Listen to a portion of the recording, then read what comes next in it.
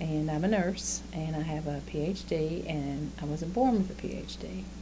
I actually was born in Cleveland, Ohio. And my very first words, if you can ask my mother, my first words were, "Let's go home." So I went back to Appalachia when I was very young, been there ever since, have no desire to go anywhere else. I was raised head of the holler in AppaPhil's, Kentucky, the oldest of 10 siblings, and we were raised extremely poor. My daddy said there were 5 classes of people. There were rich people and poor people. Rich people, middle class people, poor people, paupers, and us. And we were raised very poor, and every one of us have had opportunities and taken those opportunities, all 10 siblings. And I'm still not rich, but I'm very blessed.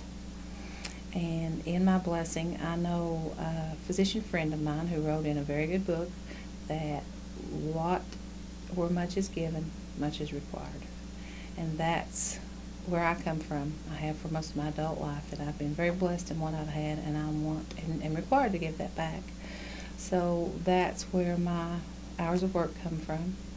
That's what I do every day to try to give back what has been given to me. I have worked in Appalachia all my adult life as a registered nurse, and I mostly in Kentucky. I came to where I am now at Shawnee State 6 years ago, and I couldn't tell you how that happened. All I know is one day I was being the director of nursing at Shawnee State University, and it's been a very good match for what I want to do, because it's to the point now that I can do the work that I have to do as the chair of the program and the Associate Dean for Health Sciences. I can do that work, and it affords me opportunities to be out in the community and to work with people and to live up to my own personal mission of giving back what I've been given. I had an opportunity in a church in Portsmouth just now over a year to find some people who were giving very much of what they had, a small church, and who are doing so much in the community, and I was so impressed that there was more that I could be doing. So I went to my community in Moorhead and actually wanted to set up a health ministry team there, and wound up in the People's Clinic asking a friend of mine who also is very interested in giving back to the community. And I went in to see her and asked her to help me set up the health ministry, and the next thing I know, I was the chair of the board at the People's Clinic. And requires quite a bit of time to try to get those things in line. It's a free clinic, and it's entirely gifts, run by gifts. We have only the one employee. She's 17.5 hours a week. All the rest of us volunteer. And we've been able to get volunteers to staff the clinic. Some time ago, I had an opportunity to look at a grant, and they haven't had a whole lot of grant writing done. And I got a friend of mine to help, and we wrote a grant, and are currently working on a community health and wellness initiative in Moorhead and all the counties around, all of northeastern Kentucky, on trying to help people to stay well so they don't have to be in the clinic. I have to go all the way back to my mother and her mother before her. Very strong women, very strong women.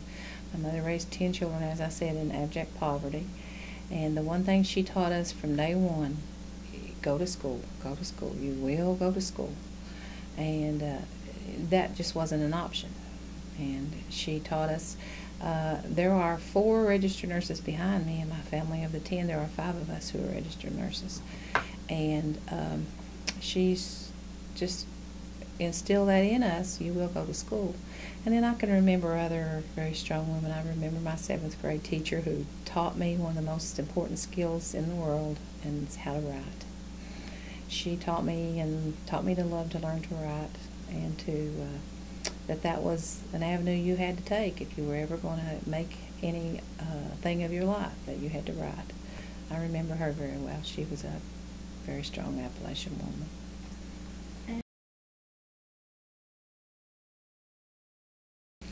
Well, I try for every day that I put in a paid position to give half of that much time back in some way. So I do the clinic, and I also am outreach coordinator at my church, and we do a lot of projects from church. And I also work with the mobile health unit that we have at Shawnee State, and there's a lot of hours that goes into that. That's it looks like part of my job, but it's not really. You know, that's above and beyond even that. So I try to, for my own just information, to, you know, my own sense of who I am and so forth, to give back half of whatever I put in and get paid for. That's great.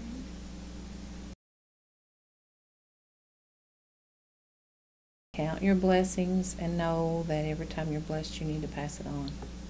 It's not something that you have and hold. It's not even quite the blessing that it is unless you do pass it on. And women need to learn that very, very early on.